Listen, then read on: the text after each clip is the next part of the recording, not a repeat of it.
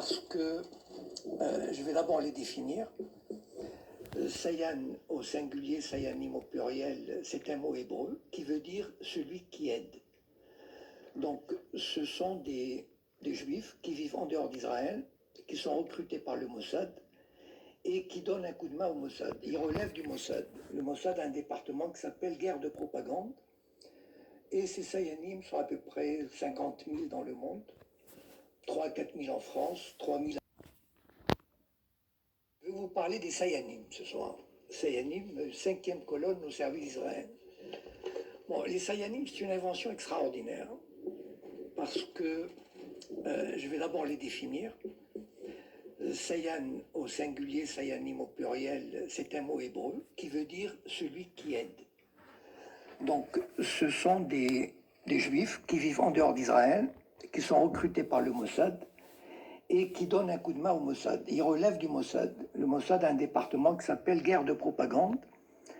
Et ces Sayanim sont à peu près 50 000 dans le monde, 3 à 4 000 en France, 3 000 à Londres, 10 à 15 000 aux États-Unis, spécialement regroupés à New York pour la finance et à Los Angeles pour les médias, la télévision, c'est-à-dire les enfants d'Alliance, et qui regroupe 500 000 membres à travers le monde, réservés aux Juifs. Évidemment, cette franc-maçonnerie, ceux qui en font partie, ce sont des gens de très haut niveau, ne serait-ce que par les contributions financières qui sont très élevées et qui vont pratiquement du cadre moyen supérieur à un parlementaire, directeur de banque, etc. Enfin, vous pouvez imaginer la catégorie des 500 000 qui font partie de cette organisation. Donc, cette organisation est totalement dédiée à la défense d'Israël. Et quand le Mossad a besoin de quelqu'un, eh ben, il va au Bnei Brit, il consulte la liste et il lui demande « Est-ce que tu veux devenir Sayan ?» Et pour l'autre, c'est un honneur de le devenir. Donc, ils sont où ces Sayanim? C'est là où le point principal. Les Sayanim sont et travaillent, ils mènent leur vie normalement. Ils continuent à vivre normalement en France, par exemple, et ils sont dans toutes les couches de la société. C'est-à-dire, ils sont sur France 2, TF1, ils sont dans la mairie de Lyon, ils sont dans l'armée, ils sont dans la banque. C'est-à-dire, ce sont des Juifs qui occupent des postes intéressants, importants, et qui rendent service. Par exemple, ils informent le Mossad, s'ils sont dans une banque, ils informent le Mossad des mouvements des banques, par exemple, des mouvements de fonds qui touchent des personnes susceptibles de les intéresser, par exemple des Arabes, du Golfe, ou des terroristes, ou enfin, toutes sortes de monde. Ou bien, par exemple, ils sont dans... à Air France, par exemple. Tout à l'heure, nous a dit qu'il y avait une liste noire. J'ai tout de suite pensé, tiens, vous savez, le CRIF, il ne peut pas tout faire. Le CRIF, il est puissant, il est écouté, il est entendu, mais il ne peut pas intervenir partout. Ce sont les Sayanim qui interviennent. Les gens ne savent pas qu'il y a des Sayanim, en fait. C'est ça le truc, c'est que on a l'impression que ça vient de l'intérieur. C'est-à-dire, on dit, ah, Air France a établi une liste noire. Mais attendez, mais un Français normal, pourquoi il ferait une liste noire? Il ne ferait pas une liste noire. Quelqu'un qui est un directeur à Air France, un Français, il ne l'aurait pas fait spontanément. Parce que ce n'est pas dans la culture d'un Français de le faire, d'un employé de le faire. Par contre, un Juif, un Sayan, qui travaille à Air France, il peut le faire. Et là, par exemple, je vais vous raconter 2 anecdotes. Il y a quelqu'un qui a écrit sur les Sayanim. C'est un livre que je vous recommande, enfin vous pouvez le trouver en bibliothèque, qui s'appelle Gordon Thomas, et qui a écrit l'histoire secrète du Mossad. Les Sayanim occupent une place très très importante. C'est ça la force du Mossad. Et non seulement, on dit par exemple, et Victor Ostrovsky, qui est un agent du Mossad et qui s'est réfugié à Londres. Victor Ostrovsky raconte l'anecdote suivante. La France et l'Irak avaient signé un accord pour la construction d'une centrale nucléaire en Irak. Et il y a eu quelques dizaines d'Irakiens, de scientifiques, qui étaient venus à Saclay pour se perfectionner. Le Mossad, qui était au courant, il avait envie d'avoir leur dossier. Pour un service secret normal, il se creuse les ménages, il se dit comment je vais obtenir ces dossiers. Est-ce que je vais faire par effraction? Est-ce que je vais essayer d'acheter quelqu'un? En tout cas, ça va lui prendre pas mal de temps. Le Mossad, c'est très facile pour lui. Il a un Sayan à sa clé. Il appelle le Sayan, il lui dit j'ai besoin des dossiers. Il apporte les dossiers, il les photocopie, il remet les dossiers. Par exemple, il y a une université Paris 8 qui veut organiser un colloque sur la Palestine. Ben, tiens, comme par hasard, on a des Sayanim au conseil d'administration. Eh ben, les Sayanim font en sorte, on ne dit pas, le CRIF n'a pas besoin d'intervenir. Ce sont les Sayanim eux-mêmes qui prennent l'initiative de dire « Oula, c'est une opération politique, on n'a pas à le faire, etc. » Et c'est ça qui fait la force de ces Sayanim. Ça veut dire qu'ils ne négligent aucune structure de la société. Même chez les francs-maçons, ils existent. Bon, pour ceux qui me connaissent, je ne sais pas, qui c'est qui me connaît sur Facebook, par exemple? Il n'y a pas beaucoup. J'ai remarqué que les Lyonnais se méfient beaucoup de Facebook, mais bon, mais ça, c'est une autre histoire. C'est dommage parce que c'est une source d'information très intéressante. Enfin bon. Prenons par exemple vous avez entendu tous parler évidemment de Gilad Shalit. Bon. Moi, j'observe beaucoup les médias judéo-sionistes. Je les écoute tous les jours, je les suis. Ce qui me permet d'avoir cette vision. En plus, bon, je connais un peu Israël. Je suis allé souvent. Je parle un peu l'hébreu. Je connais plus ou moins l'état d'esprit. Et donc, oui, j'ai raconté l'histoire de Saclay. Et donc, quand Gilad Shalit, un caporal d'une armée d'occupation, a été enlevé par le Hamas, du jour au lendemain, je peux vous dire, enfin, moi j'ai assisté à cette campagne, du jour au lendemain, c'est très simple. Son nom a été matraqué par tous les médias, ce qui fait qu'une semaine après, je pense que personne, même au fin fond de l'Ardèche, personne n'ignorait qu'il y avait un Gilad Shalit, un prisonnier, imaginez, un prisonnier israélien aux mains du Hamas. Bon. Et son père, qui est un petit fonctionnaire, vous savez, c'est comme s'il vivait à Mâcon, l'équivalent en Israël, un patelin, c'est un petit fonctionnaire. En une semaine, il est devenu une personnalité internationale. C'est-à-dire, il a rencontré Sarkozy, Merkel, Obama, Bush, le secrétaire général de l'ONU, le pape. Mais attendez, imaginez, même un général français, on n'aurait pas fait la même chose pour lui. Un général américain, on n'aurait pas fait ça pour lui. Imaginez un instant un petit fonctionnaire israélien qui devient l'interlocuteur privilégié du gratin mondial. Voilà. Voilà la force des Sayanim. Ça veut dire ces Sayanim qui occupent les places importantes au ministère des Affaires étrangères, dans les ministères, au Parlement, etc. Ils travaillent, eux. Voilà. Ils font en sorte que le père de Gilad Shalit soit reçu. On ne sait pas, c'est pas le CRIF qui fait ça. C'est un travail en sous-main, c'est un travail clandestin, et c'est un travail qui se fait en douce. Voilà. Et la force de l'idéologie sioniste en France et dans les autres pays vient de là. Voilà. Par exemple, les Américains ont fait un film qui s'appelle Exodus en 1961. Je ne sais pas si vous l'avez vu, bon. Il est passé plusieurs fois à la télévision. Ben, vous savez, un film comme ça, juste un film, avec Paul Newman, un très bon film d'ailleurs, mais qui reprend, vous savez, comme on appelle le storytelling. Bon, c'est-à-dire comment on raconte une histoire. Bon, le storytelling sioniste, c'est-à-dire les Juifs qui,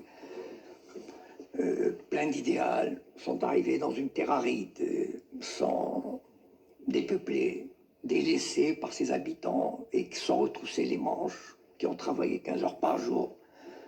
Dans un esprit, ils ont tendu la main à leurs frères palestiniens qui l'ont rejeté, qui ont mordu la main qui les a nourris, etc. Enfin bon, c'est un film, enfin moi je trouve fabuleux du point de vue de la propagande. Mais c'est un film qui a formaté une génération entière d'Européens, d'Américains pour Israël, pour le sionisme. Les gens se demandent, mais comment ça se fait que les Français, enfin, pas les jeunes maintenant ça commence à changer, mais ceux qui ont plus de 30, 40 ans, comment ça se fait qu'ils adhèrent au sionisme? Comment ça se fait qu'ils... Vous savez, vous demandez à un Français, enfin un citoyen normal, qui a plus de 40 ans, vous lui dites Israël, tout de suite, il va vous... Enfin, j'ai fait l'expérience, à moins qu'il ne soit vraiment formé, etc. Il dit, ah, c'est un petit pays qui lutte pour sa survie, pays socialiste, parce qu'il y avait une idéologie socialiste dans les années 40 et 50. Mais tout ça s'est perpétué. On a mis un temps fou à perpétuer toute cette idéologie-là. Et ce que je voulais dire à propos de Gilad Shalit, c'est que dans la semaine qui a suivi l'enlèvement, il y a eu les forces d'occupation sionistes ont enlevé 45 personnalités du Hamas. Des personnalités, c'est-à-dire des ministres, des députés, des conseillers municipaux, des pères de famille, qui n'avaient rien à voir. Ça veut dire, on ne les a pas, tout à l'heure, on a parlé de détention administrative. C'est ça la détention administrative, c'est-à-dire la police vient frapper à votre porte, elle vous détient, voilà. Elle émet un avis de détention administrative pour 6 mois, sans procès, sans avocat, sans visite, sans rien, voilà, on détient. Est-ce que vous avez entendu parler un seul nom de ces 45? Personne. Par contre, Gilad Shalit, on nous a bassinés. Et alors, on est allé aussi si loin. Au mois d'octobre l'année dernière, j'ai écouté France Info et je tombe par hasard. Mais il faut... Non, mais voilà, je vais vous dire une chose. Enfin, moi, je pars du principe, il faut connaître l'ennemi. Voilà. Et il y a des Sayanim à France Info. Pourquoi? Parce que au mois d'octobre l'année dernière, France Info a dit, il y a un an, Gilad Shalit a été échangé. Notre correspondant en Israël, un reportage de notre correspondant en Israël sur Gilad Shalit un an après. Alors moi, je me dis, mais c'est pas possible. Ils vont pas poursuivre cette opération. Par contre, alors, de deux choses l'une, ou le journaliste qui a fait le reportage, il est nul en journalisme, ça veut dire qu'il ne savait pas qu'il y avait 45 personnalités.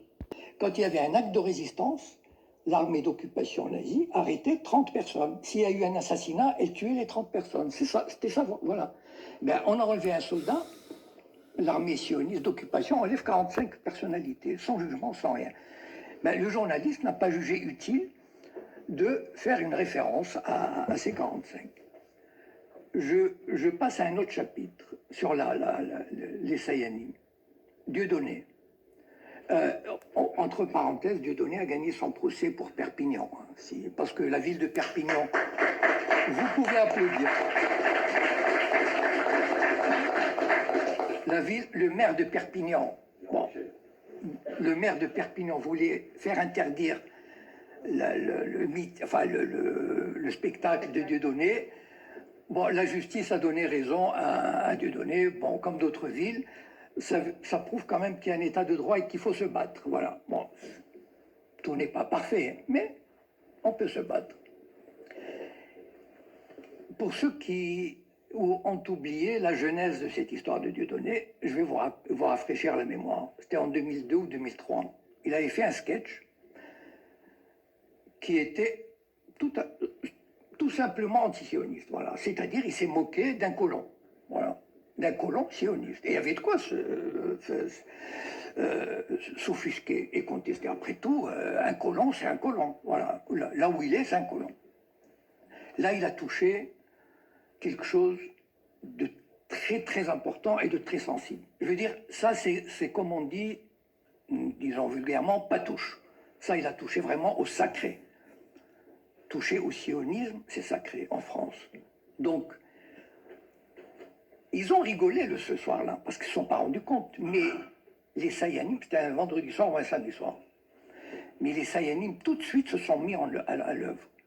Et c'est quoi? Le mercredi suivant, il devait faire un spectacle à Lyon. Il a été annulé.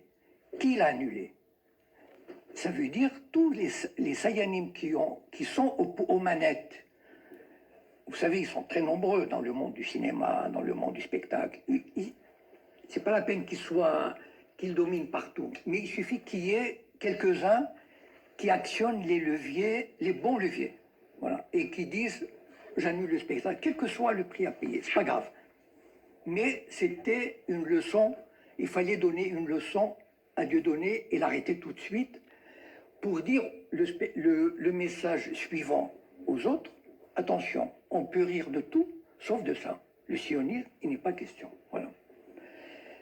On n'a pas poursuivi Dieudonné en justice pour dire ce sketch est ceci ou cela et on va attendre le résultat du sketch, le résultat du jugement. Non. Tout de suite après, 3 jours après, et c'était en cascade. Ça veut dire que, vous savez, encore une fois, c'est pas le CRIF qui a fait ça. Le CRIF ne peut pas tout faire, mais ce sont les Sayanim. Voilà.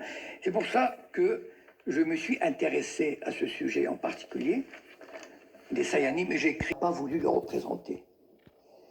Imaginez le Parti socialiste qui se dit non, celui-là c'est trop quand même. Le Parti socialiste, il ne l'a pas représenté. Mais ne vous en faites pas, Sarkozy l'a nommé ambassadeur de France pour les droits de l'homme. Voilà. Donc depuis 4 ans, il est ambassadeur de France. Imaginez le travail d'un type comme ça. Imaginez seulement le travail d'un type, le travail de sape, le travail de propagande qu'il fait en allant au Maroc, en Tunisie, etc., dans tous les pays, ambassadeur pour les droits de l'homme. Alors que c'est un agent du Mossad, c'est un Sayan. Était député du Parti socialiste au Parlement européen. Il se démenait pour Israël, vous ne pouvez pas vous imaginer. Chaque mois, il voulait emmener des députés à Tel Aviv pour leur montrer la réalité israélienne, que les médias déformaient, etc. Enfin, il était d'une activité telle que même le Parti socialiste, en 2007, il n'a pas voulu le représenter.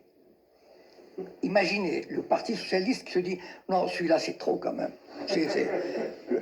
Le Parti socialiste, il ne l'a pas représenté. Mais ne vous en faites pas, Sarkozy l'a nommé ambassadeur de France pour les droits de l'homme. Voilà. Donc depuis 4 ans, il est ambassadeur de France. Imaginez le travail d'un type comme ça. Imaginez seulement le travail d'un type, le travail de sape, le travail de propagande qu'il fait en allant au Maroc, en Tunisie, etc., dans tous les pays, ambassadeur pour les droits de l'homme, alors que c'est un agent du Mossad, c'est un Sayan. Voilà. C'est ça le travail des Sayanim. Bon, je ne sais pas si... moi, je pense que je vais terminer parce que j'aime bien le débat. Donc, je voudrais dire juste une chose, enfin deux choses pour terminer. Pourquoi j'ai intitulé la conférence « Les Sayanim, une 5e colonne au service d'Israël » Parce que, pour moi, les Sayanim sont des juifs français, enfin, pas tous les juifs, hein, les Sayanim, ceux qui acceptent de travailler pour le Mossad, les Français, les Anglais, les Américains, intéressés à quelques personnages qui étaient présidents, je ne sais pas si vous savez, du Conseil national du cinéma pendant des années.